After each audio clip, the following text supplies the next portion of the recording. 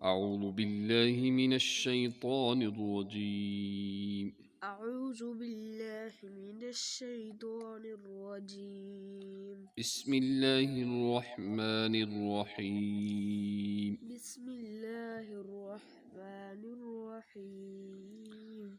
إن الذين آمنوا إن الذين آمنوا والذين هاجروا وجاهدوا في سبيل الله في سبيل الله أولئك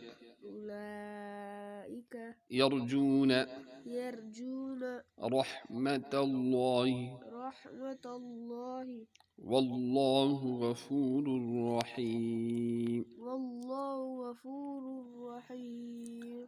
يسألونك عن الخمر عن الخمر والميسر والميسر पतली आवाज में قل فيهما إثم كبير كبير ومنافع للناس وإثمهما أكبر من نفعهما ويسألونك ماذا ينفقون قل العفو كذلك يبين الله لكم الآيات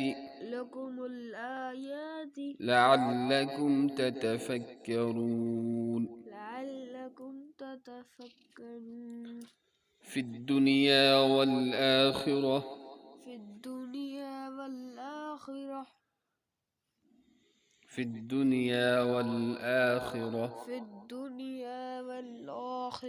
ويسألونك عن اليتامى قل إصلاح لهم خير وإن تخالطوهم فإخوانكم والله يعلم المفسد من المصلح ولو شاء الله لأعنتكم إن الله عزيز حكيم عزيز पढ़ो ना यहाँ इजहार हल्की है।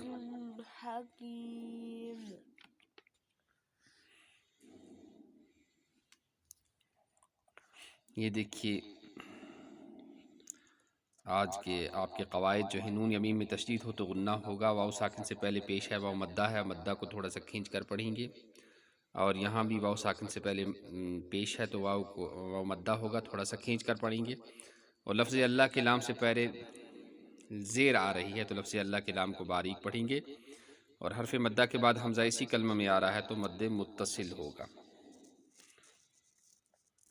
इस तरह से देखिए यरजून रा साकिन है, यरजून में रा साकिन से पहले ज़बर या पेश हो तो रापुर होगा, यहाँ ज़बर आ रही है लिहाजा रा को पुर पढ़ेंगे। और वाव यहाँ भी मद्दा है तो वक्फ़े मुतलक की अलामत है, इस पर ठहरना चाहिए। लफ्ज़ अल्लाह के लाम से पहले वाव पर ज़बर है तो लफ्ज़ अल्लाह के लाम को पुर पढ़ेंगे यानी मोटी आवाज़ से पढ़ेंगे। दो रा पर दो पेश की तनवीन के बाद हरूफ यरमलून के 6 हरूफ में से रा आ रहा है, इसे इदगाम बिला गुन्ना होगा, इसको इदगाम ताम और इदगाम रा भी कहते हैं। मीम साकिन पर दो पेश की तनवीन है, दो पेश की तनवीन पर वक्फ़ करना हो तो आखिरी हरफ के हरफ को जज़म देकर सांस तोड़ दें, जैसे रहीम उनसे रहीम पढ़ेंगे। और अगर सांस न तोड़ें सीधा चलें तो फिर ये रहीमुई बन जाएगा।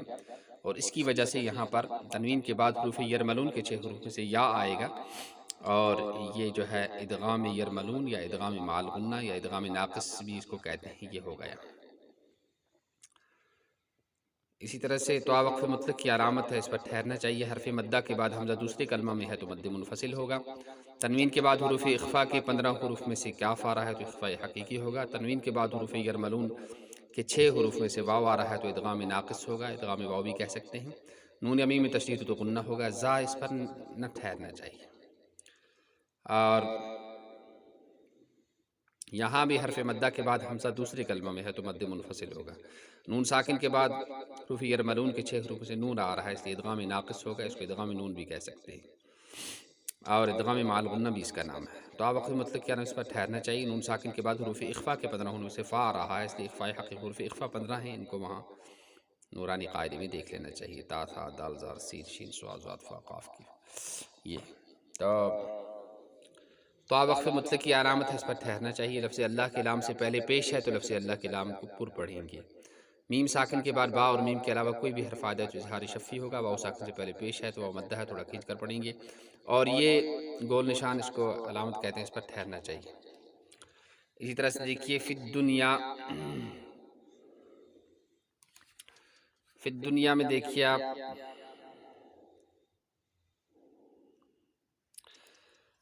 یہاں بھی وہی قاعدہ ہے جو آپ پڑھ چکے ہو پہلے، اور یہ جو ہے نون ساکن کے بعد حروف اخفا کے 15 حروف میں سے تا آ رہا ہے، اس لیے اخفاء حقیقی ہوگا۔ میم ساکن کے بعد باو میم کے بعد کوئی بھی حرف آئے تو اظہار شفی ہوگا۔ لفظ اللہ کے نام سے پہلے زبر یا پیش ہے تو یہاں جو زبر ہے لہذا پر پڑھیں گے۔ یہ دیکھیے حرف مدہ کے بعد حمزہ اسی کلمہ میں ہے تو مد متصل ہوگا۔ لفظ اللہ کے نام سے پہلے حمزہ پر زبر ہے تو لفظ اللہ کے نام کو پر پڑھیں گے۔ تو وقف مطلق کی علامت اس پر ٹھہرنا چاہیے۔ نون میم میں تشدید ہو تو غنہ ہوگا، تھوڑی دیر ناک میں آواز کو چھپانے کو غنہ کہتے ہیں۔ لفظ اللہ کے نام سے پہلے زبر ہے تو لفظ اللہ کے نام کو پر پڑھیں گے۔ تنوین کے بعد حروف حلقی کے 6 حروف میں سے ہا رہا ہے، اظہار حلقی ہوگا۔ حروف حلقی 6 حمزہ ہا عین ہا غین خا، جن کا مجموعہ آغا ہا خا ہے، اور حکیم پر 2 پیش کی تنوین ہے۔ اگر یہاں وقف کرنا ہو تو میم کو جزم دے کر سانس توڑ دیں گے، حکیم سے حکیم بن جائے گا۔ اور اب سنیے ایک بار اپنے سبق کو پھر آپ۔ اعوذ باللہ من الشیطان الرجیم، بسم اللہ الرحمن الرحیم۔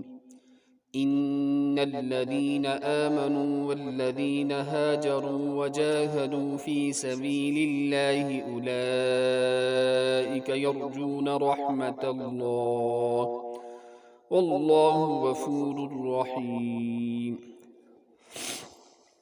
يسألونك عن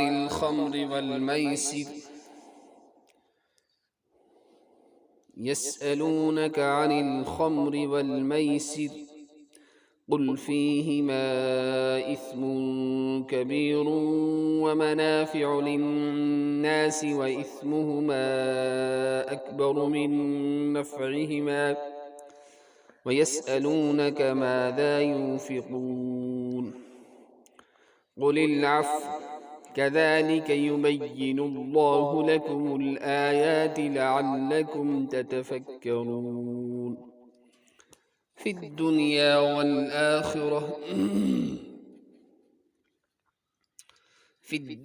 والآخرة ويسألونك عن اليتامى قل إصلاح لهم خير وإن تخالطوهم فإخوانكم والله يعلم المفسد من المصلح ولو شاء الله لأعنتكم إن الله عزيز حكيم صدق الله العلي العظيم۔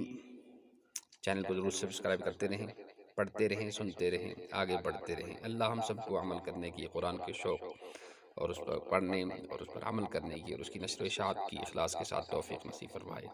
سبحان اللہ وبحمدہ، سبحانک اللہم وبحمدک، ونشہد ان لا الہ الا انت ونستغفرک ونتوب الیک۔ سبحان ربک رب العزة عما یصفون وسلام علی المرسلین والحمد للہ رب العالمین۔